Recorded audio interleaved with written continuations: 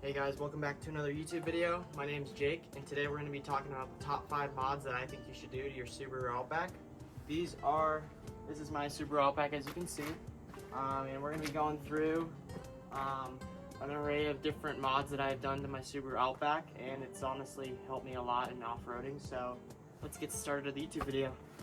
Okay, so the first mod that I think you should do to your Subaru Outback is get new tires. I've had quite a few different sets of tires, and these are the best ones I've found for your value and quality and just off-roading. They're just great in all different conditions: off-roading, snow, mud, and so these are the BF Goodrich KO2 tires.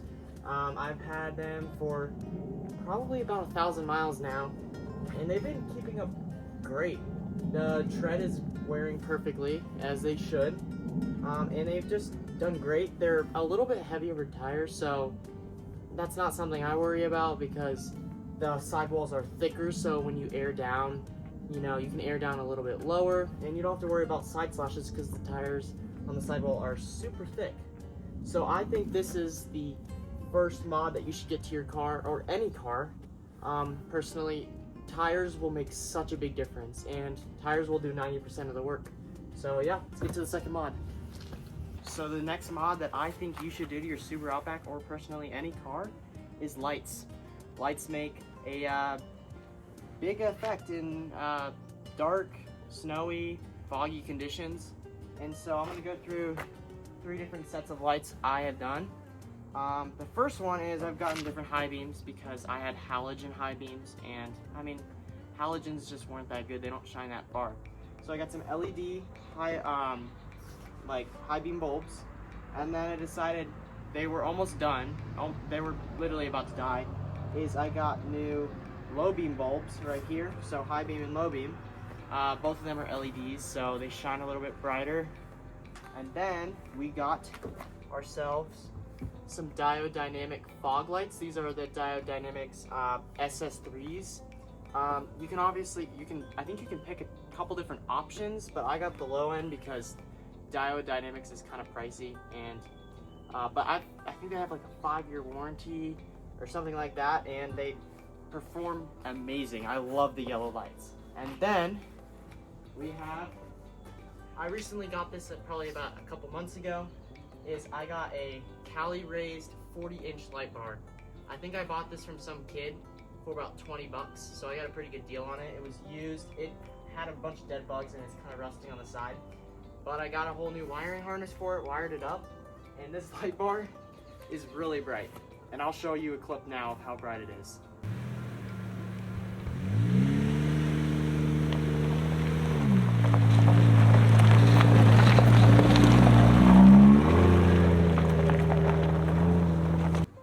But yeah, so that's what I've done so far. I'm planning on probably getting some smaller Diode Dynamic lights for the back to shine, kind of like chase lights, I guess you could call it. And maybe some other little lights, but that's what I think you should do for your second mod. Alright guys, now we are on to the third mod that I think you should do to your car.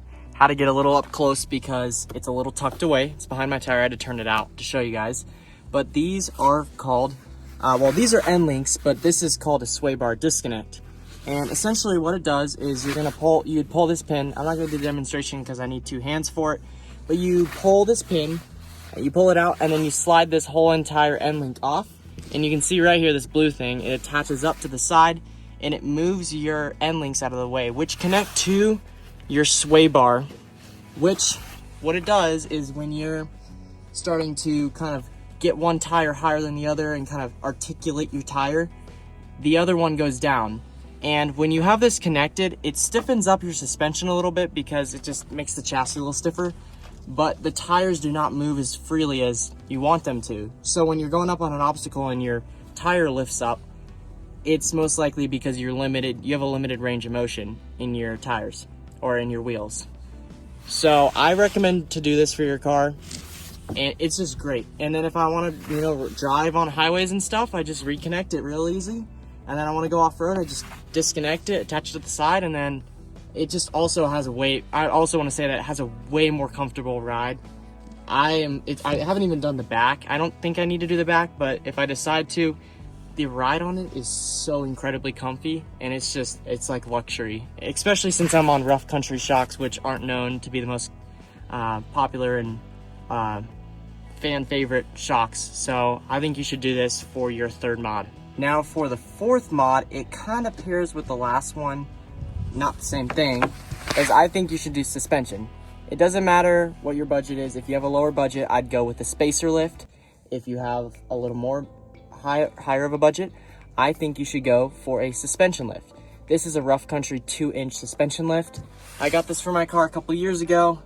It's been performing great. It lifted up my car in the front a little bit and the back a little bit, and it's just given me more clearance. It also gave me more clearance to fit these bigger tires, which are, I think, 30 inches, which this is the biggest tire you can fit on a 2-inch lift. The guys at the shop were actually questioning me. They're like, does that even fit the car? And it does. There's a little bit of drag, but that's only when I'm turning at like 45 degrees, and that's not something I'm worried about. It doesn't drag when I'm driving normally. So I think you should do this for your fourth mod. It's gonna make such a world of a difference. And if you like going and camping and off-roading, I think this is a good investment. Okay guys, now we are on to our fifth and final mod. And for the fifth mod, I think you should get a skid plate. It doesn't matter what skid plate you get. I got a TBW Performance skid plate because I saw that they made it compatible and it wasn't plastic like my old one. I think it was one 1/4 inch stainless, or 1/4 inch aluminum. And this thing has been freaking beat up, as you can see. I've taken it through the paces. I've hit it quite a few times. I'll show you a clip now. I think you're good. I went a little too fast. But this skid plate has been through it.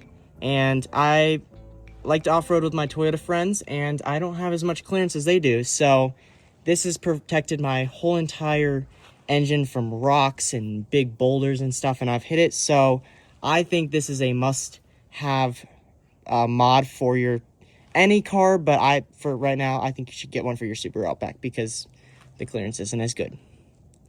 Okay guys, that is gonna wrap up the end of this YouTube video for the top 5 mods I think you should do for your Subaru Outback. And yeah, I don't regret any of these mods. These mods are great, and I use every single one of them every time I go on my adventures, my camping trips, my, just fishing trips, hiking trips, all that types of stuff I do.